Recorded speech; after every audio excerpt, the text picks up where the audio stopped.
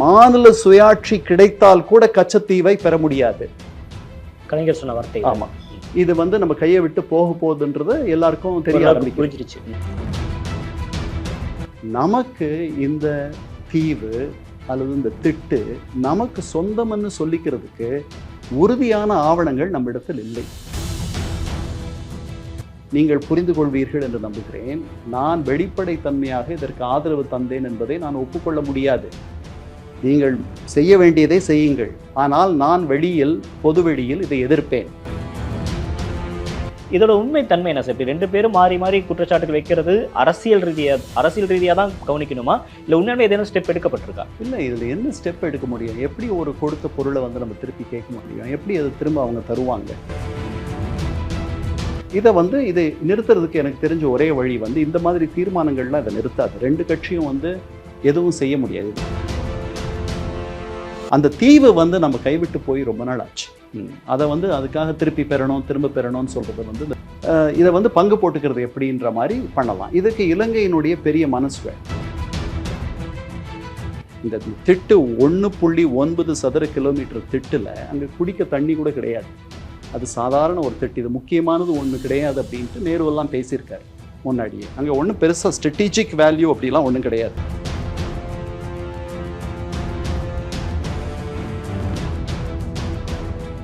Sir வணக்கம்.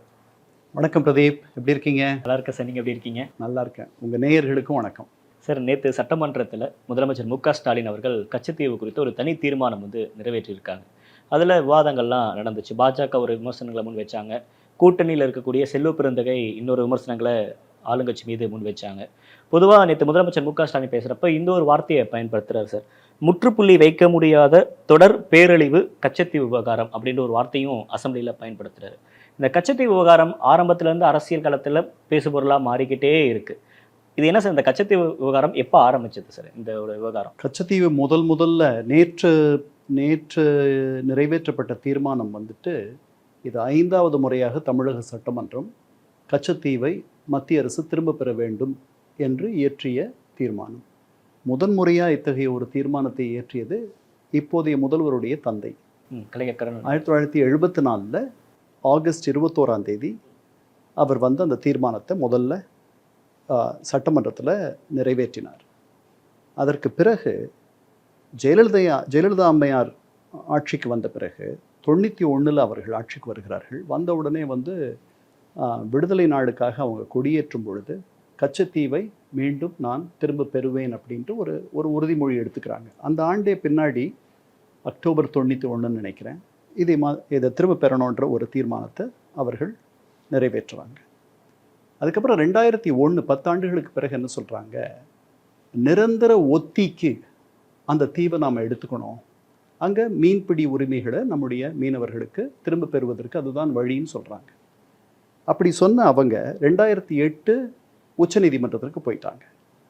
அதற்கு பிறகு 2013 மீண்டும் அவர்கள் தலைமையில் இருந்த சட்டமன்றம் இது திரும்ப பெறணுன்ட்டு ஒரு தீர்மானத்தை நிறைவேற்றுது. 2014 OPS அவர் முதல்வராக இருக்கார். அவர் இதே தீர்மானத்தை நிறைவேற்றுறார். இது 5வது முறையாக நிறைவேற்றப்படுகிற தீர்மானம். இந்த தீர்மானத்தால் ஒரு பெரிய பலன் விளையுமான்றது நம்ம பொறுத்துறது தான் பார்க்கணும். இது ஒரு தீர்வு மாதிரி எனக்கு தெரியல. இத்தனை தீர்மானங்களும் நம்ம நிறைவேற்றிருக்கோம், இன்னும் ஒன்றும் நடக்கலை. 74 2025 வரைக்கும் நம்ம இதையே திருப்பி சொல்லிட்டு இருக்கோம்.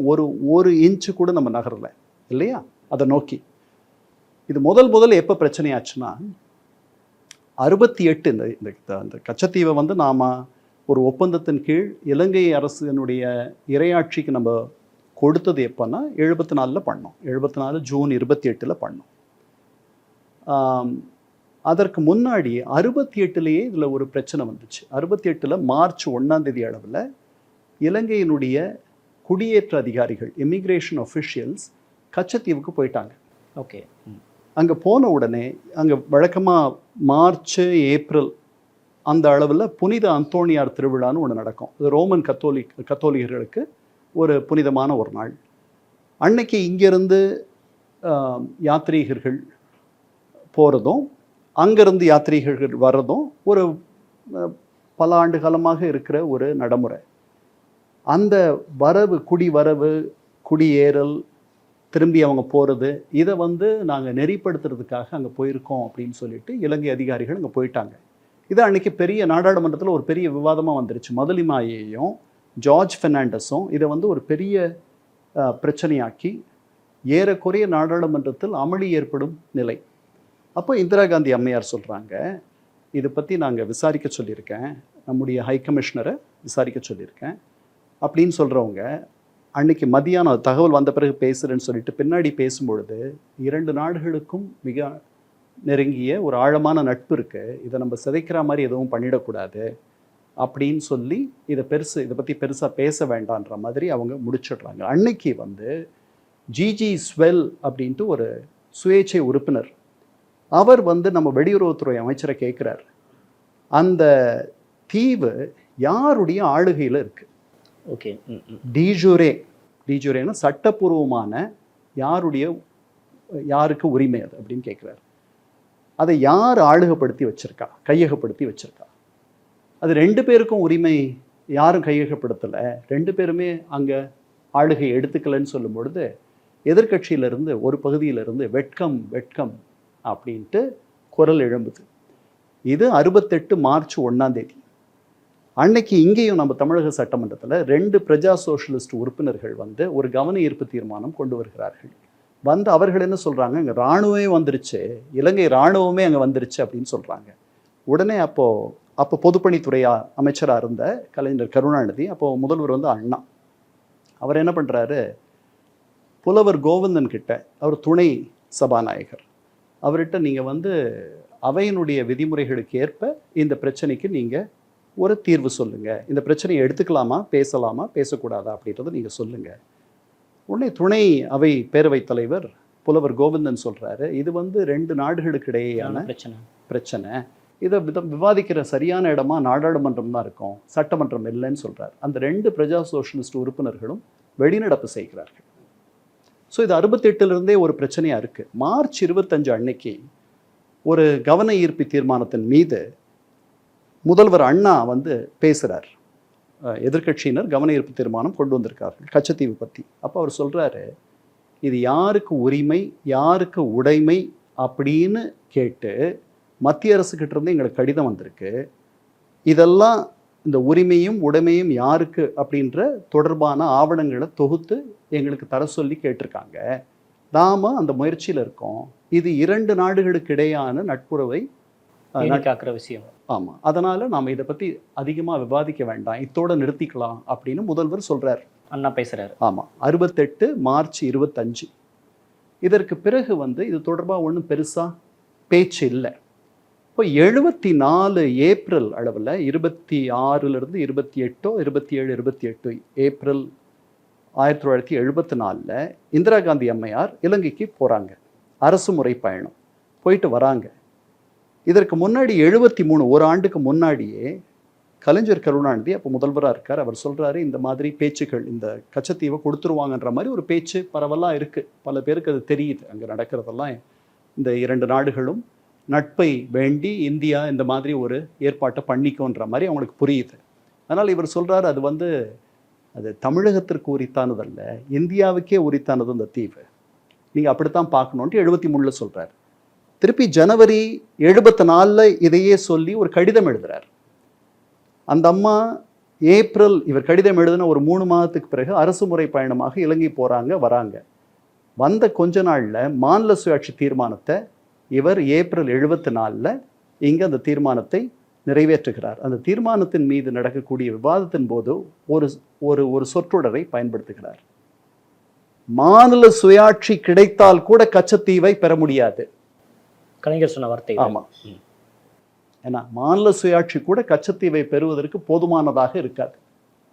அதாவது அதை விட அதிகமான அதிகாரங்கள் எங்களுக்கு வேண்டும், அப்போத்தான் கச்சத்தீவை நம்ம இறுக்கி வச்சுக்க முடியும்ட்டு அந்த விவாதத்தின் போது அவர் சொல்கிறார். அப்போ அதிலிருந்தே இது நம்ம கையை விட்டு போக போகுதுன்றது எல்லாருக்கும் தெரிய ஆரம்பிச்சிருச்சு. அப்போது ஜூன் 19 1974 நம்முடைய வெளியுறவுத்துறை செயலாளர் கேவல் சிங் அவரும் வெளியுறவுத்துறையில் இருக்கிற வரலாற்று பிரிவினுடைய இயக்குனர் BK பாசு, இவங்க 2 பேரும் முதல்வர் கலைஞரை பார்க்குறாங்க. இங்கே சென்னையில் 1 மணி நேரம் அந்த கூட்டம் நடக்குது. அந்த சந்திப்பின் போது கூட முதல்வர் கலைஞரோட இருப்பவங்க யாருன்னா சபாநாயகம் தலைமைச் செயலாளர், ஆம்ப்ரோஸ் உள்துறை செயலாளர், இவங்க 2 பேரும் இருக்காங்க. அப்போ கேவல் சிங் சொல்றாரு, கச்சத்தீவை இந்திய அரசு கொடுத்துடலான்ட்டு முடிவெடுத்திருக்கு.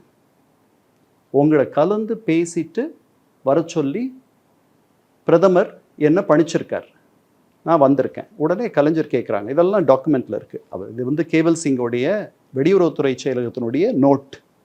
அதைத்தான் வந்து போன தேர்தல் அப்போ வந்து நம்ம ஒரு ரைட் டு இன்ஃபர்மேஷன் ஆக்டில் அண்ணாமலை கேட்டு வாங்கினதான் நம்ம எல்லாம் படித்தோம். அதில் சொல்லப்படுற செய்திகள் என்னென்னா, கேவல் சிங் சொல்கிறாரு, இந்த மாதிரி நான் பிரதமர் சொல்லி நான் வந்து உங்களோட பார்க்குறேன். அப்போ அவர் கேட்குறாரு, பிரதமர் இந்த மாதிரி முடிவு எடுத்திருக்கிறத எதிர்க்கட்சி தலைவர்களோட கலந்து அவங்கள கலந்துக்கிட்டாரா, அவங்கள has he taken them into confidence? அவர்களுக்கு சொல்லி இல்லை, அந்த அம்மையார் உங்களோட பேசிட்டு அவங்களுடைய 2-3 அமைச்சரவை சகாக்களுக்கு மட்டும்தான் தெரியும் இந்த மாதிரி ஒரு எண்ணம் இருக்குது அம்மையாருக்குன்ட்டு. உங்களோட பேசிட்டு அதற்கு பிறகு எதிர்க்கட்சி தலைவர்களை அவங்க கலந்து பேசுவாங்க. உடனே கலைஞர் கேட்குறாரு, இந்த ஒப்பந்தத்தை ஒரு 2 ஆண்டுகள் தள்ளி போட முடியுமான்னு கேட்குறாரு. இல்லை முடியாது, இதை உடனே பண்ண வேண்டிய உள்ளே இருக்கக்கூடிய நெருக்கடியும் வெளியிலிருந்து வரக்கூடிய நெருக்கடியிலையும் நம்ம இருக்கோம் அப்படின்றார். உள்ளே இருந்து வரக்கூடிய நெருக்கடி என்னன்னா, அங்கே வந்து எண்ணெய் திட்டுக்கள் இருக்குன்னு நாங்கள் கண்டுபிடிச்சிருக்கோம். அது இலங்கைக்கு தெரியாது. 1959 நாம் அங்கே துளையிட்டு கொண்டிருக்கிறோம், தோண்டி கொண்டிருக்கிறோம் எண்ணெய்க்காக. அவங்களுக்கு தெரிஞ்சிருச்சுன்னா இது அவங்களுக்கு உரித்தானதுன்ட்டு அவங்க சொந்தம் கொண்டாடுறதுக்கு வாய்ப்பு இருக்குது. அவங்க கொண்டாடுவாங்கன்ற எண்ணமும் எங்களுக்கு இருக்குது. இது அவங்களுக்கு தெரியறதுக்கு முன்னாடியே இந்த ஒப்பந்தத்தை நம்ம பண்ணிக்கிறது நல்லது. கல்ஃப் ஆஃப் மன்னாரில் நம்ம இதை பண்ணுறோம். மன்னார் வளைகுடாவில் 25,000 சதுர கிலோமீட்டர் உள்ளேயும் நிலத்துலையும் 23,000 சதுர கிலோமீட்டர் வந்து கடல்லையும், அல்லது இந்த எண்கள் மாறி கூட இருக்கலாம். இத்தனை நிலப்பரப்பில் நாங்கள் எண்ணெய் கிணறுகளை தோண்டிக்கிட்டு இருக்கோம். இதுக்கு எந்த ஊரும் வந்துடக்கூடாது. அதில் பெரிய பணம் இருக்குதுன்னு நினைக்குது இந்திய அரசு. சரிதான், நமக்கு எண்ணெய் ரொம்ப முக்கியமானது இல்லையா? நாம் நிறைய அந்நிய செலாவணி அதில் தான் செலவு பண்ணுறோம். இது வரைக்கும் 100 சில்லறை எண்ணெய் கிணறுகளை நம்ம தோண்டியிருக்கோம். 20க்கு மேலே அதில் எண்ணெய் கண்டுபிடிச்சிருக்கோம் இன்னைக்கு வரைக்கும். ONGC தான் அதை பண்ணுது.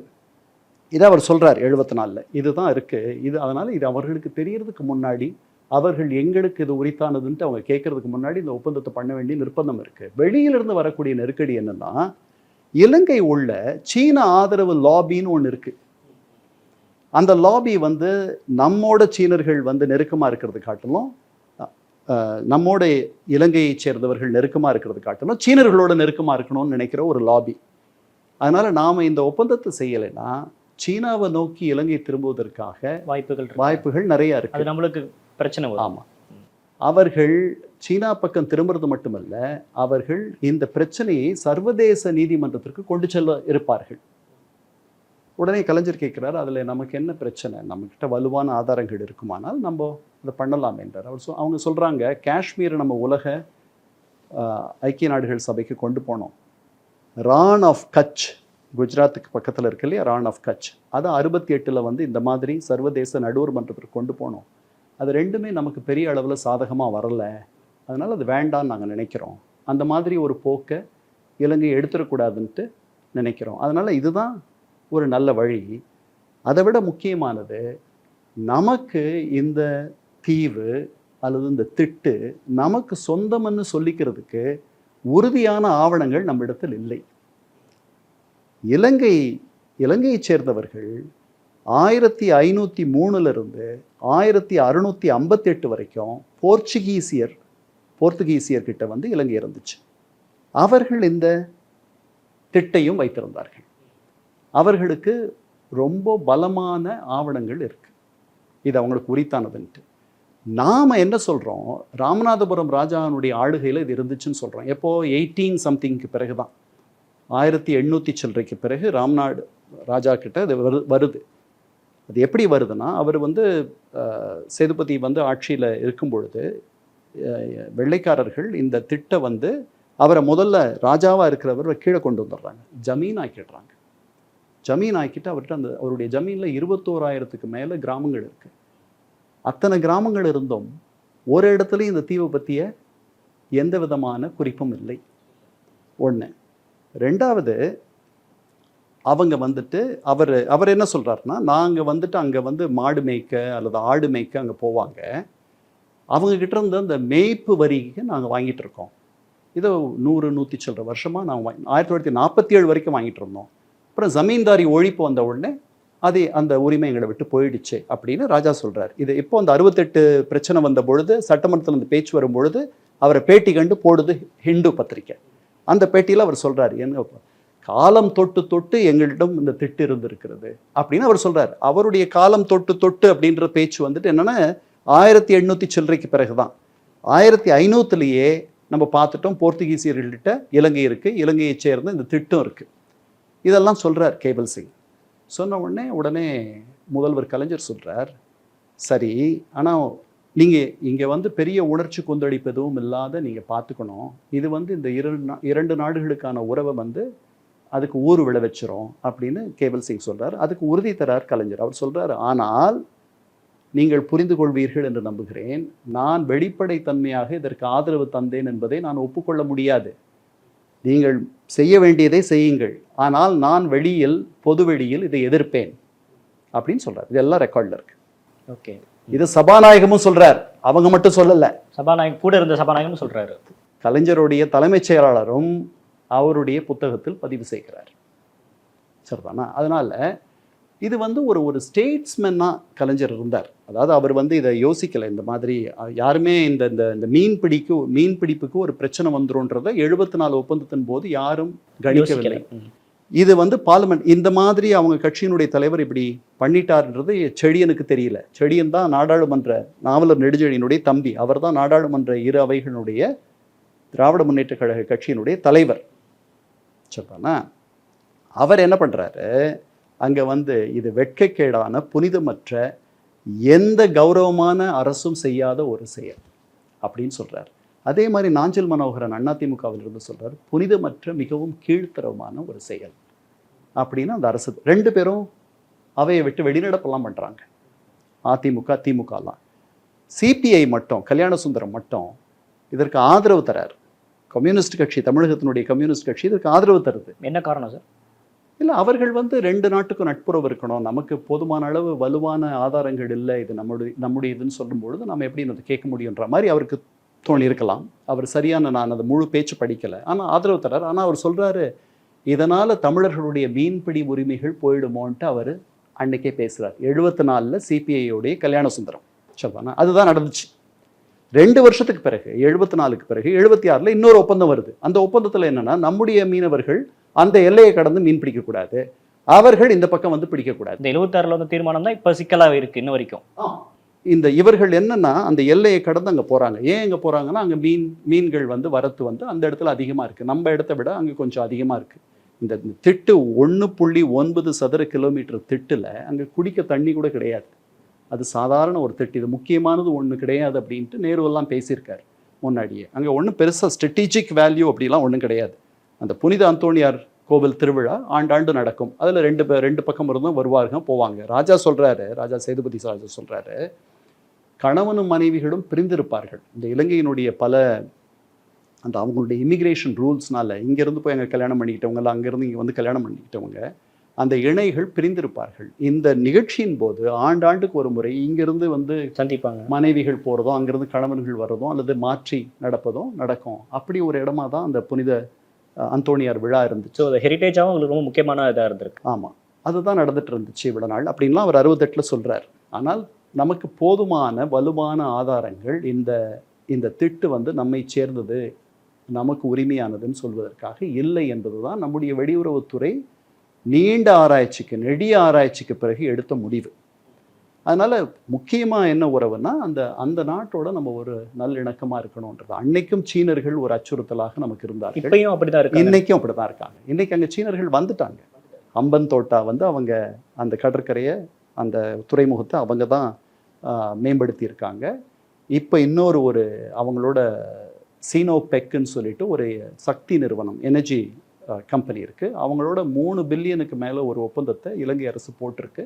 அதனால் எந்த இலங்கையில் நாம் சீனர்கள் கால் பதிக்கக்கூடாது என்ற எண்ணத்தின் அடிப்படை கொடுத்தோமோ ஆனா அது நடந்துருச்சு. அது நடந்துட்டு தான் இருக்கு. அது நடந்துட்டு தான் இருக்கு. சார், இப்போ இன்னொரு அரசியல் ரீதியான ஒரு கேள்வி சார். ஒரு பக்கம் திமுக வந்து பேசுறப்ப நீங்களும் தான் பாஜகவோட கூட்டணியில் இருந்தீங்க. அப்ப இதை பத்தியெல்லாம் பேசியிருக்கீங்களா? கட்சியை வந்து திரும்ப பெற்றுக் கொடுத்துருக்கீங்களா? அப்படின்ற மாதிரி பேசுறாங்க. திமுக மேல வைக்கக்கூடிய அலிகேஷன்ஸ் என்னவா இருக்கு அப்படின்னா, நீங்க வாஜ்பாய் கவர்மெண்ட்லேயே அலையன்ஸ்ல இருந்தீங்க.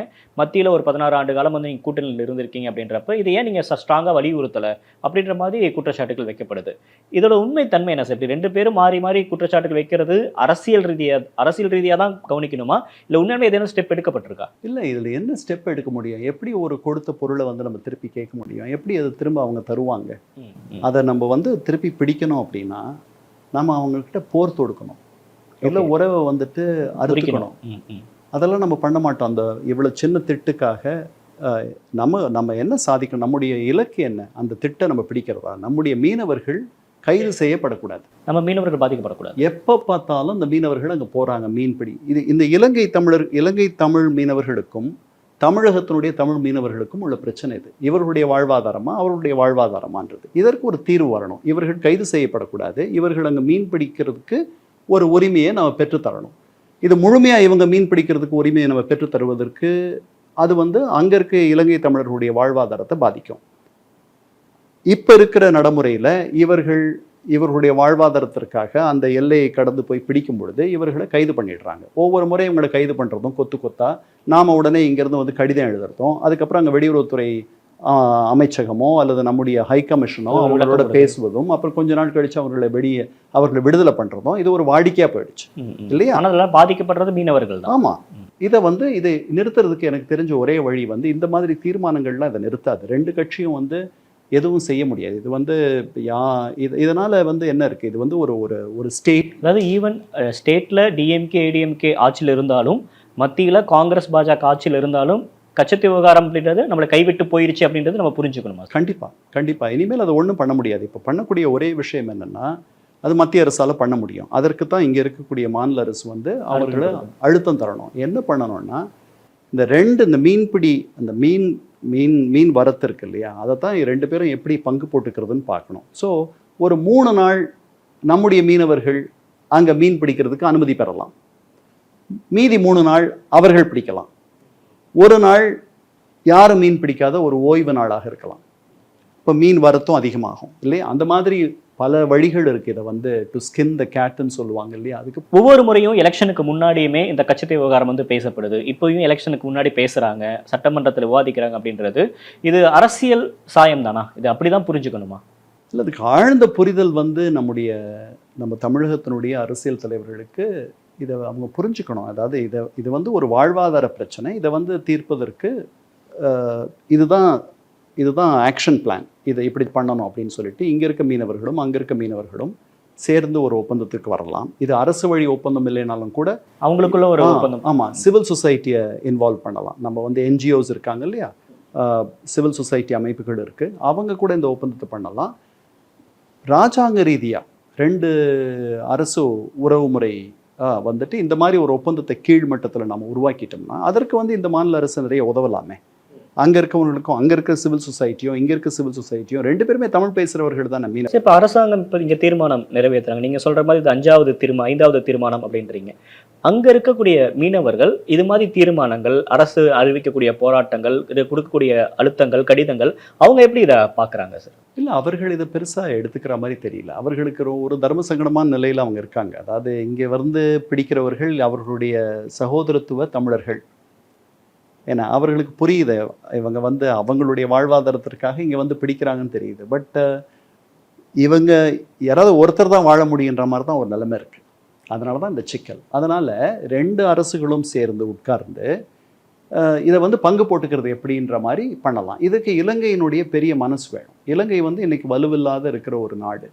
இன்றைக்கி நம்ம நிறைய உதவி பண்ணியிருக்கோம். 4 பில்லியனுக்கு மேலே அவர்களுக்கு வந்து சாஃப்ட் லோன்ஸ் கொடுத்துருக்கோம். அவர்கள் இந்த பொருளாதார சீரழிவிலிருந்து மீண்டு வருவதற்காக நம்ம நிறைய உதவி பண்ணியிருக்கோம். சீனர்கள் முதல்ல உதவி பண்ணியிருக்காங்க. நாம் அதற்கு அடுத்த பெரிய நாடு. அவர் வந்து இப்போ வந்திருக்கிற அதிபராக வந்த உடனே அவர் அரசு முறை பயணமாக முதல்ல நம்முடைய பிரதமரை பார்க்க தான் வந்தார். அதனால நமக்கு வந்து ஒரு பெரிய செல்வாக்கான ஒரு நிலையில தான் நாம் இருக்கிறோம் இன்னைக்கு. ஸோ இதை நினைச்சா பண்ணலாம். பண்ணலாம், அட்லீஸ்ட் முயற்சி பண்ணி பார்க்கலாம். அது நடந்த இலங்கை அதிபர் ஒத்துக்குவாரா அல்லது இலங்கையை சேர்ந்தவர்கள் ஒத்துக்குவாரா, அவங்க தரப்புல வந்து அவங்களுடைய மீனவர்களை கன்வின்ஸ் பண்ணணும். இல்ல நீங்க 7 நாளும் பிடிக்க முடியாது, ஒரு 3 நாள் விட்டு கொடுங்கன்னு சொல்றதுக்கு வந்துட்டு அதுக்கு அவங்க என்னெல்லாம் பண்ண வேண்டியிருக்கும்னு தெரியாது நமக்கு. அதனால இது ஒன்றும் சுலபமான வழி கிடையாது. ஆனா இது ஆப்ஷன் இருக்கு. ஆமா, இதுதான் தீர்வு. இது மட்டும்தான் ஆப்ஷன், வேற எந்த ஆப்ஷனும் இருக்க மாதிரி தெரியல. அந்த தீவு வந்து நம்ம கைவிட்டு போய் ரொம்ப நாள் ஆச்சு. அதை வந்து அதுக்காக திரும்ப பெறணும்னு சொல்றது வந்து இந்த தீர்மானங்கள் வந்து எனக்கு ஒரு அரசியல் ரீதியான ஒரு ஸ்டேட்மெண்ட் அப்படித்தான் தெரியுது. அதை கலைஞர் பண்ணதும் சரி, அதற்கு பிறகு ஜெயலலிதா அம்மையார் பண்ணதும் சரி, இல்லை இப்போ இருக்க முதல்வர் பண்ணுறதும் சரி, இதெல்லாம் வந்து நாம் வந்து ஒரு துன்பத்தில் இருக்க ஒருத்தரை பார்த்து நம்ம ஆறுதல் சொல்லும் பொழுது சொல்கிற வார்த்தைகள் மாதிரி தான் இருக்கே தவிர, ஒரு உண்மையான நிரந்தர தீர்வுக்கான வழி வந்துட்டு அதனுடைய முதல் முயற்சியாக இந்த மாதிரி பேச்சுவார்த்தைகள் பண்ணி பார்க்கலான்னு நான் நினைக்கிறேன். ஓகே சார், என்ன நடக்குது அப்படின்றத பொறுத்திருந்து பார்க்கலாம் சார். கச்சத்தீவு விவகாரம் ஆரம்ப புள்ளியிலிருந்து முடிவு வரைக்கும் என்ன அரசாங்கம் பண்ணலாம் அப்படின்ற உங்களுடைய ஆலோசனைகளும் கொடுத்தீங்க. நேரம் கொடுத்தமைக்கு நன்றி. தேங்க்யூ.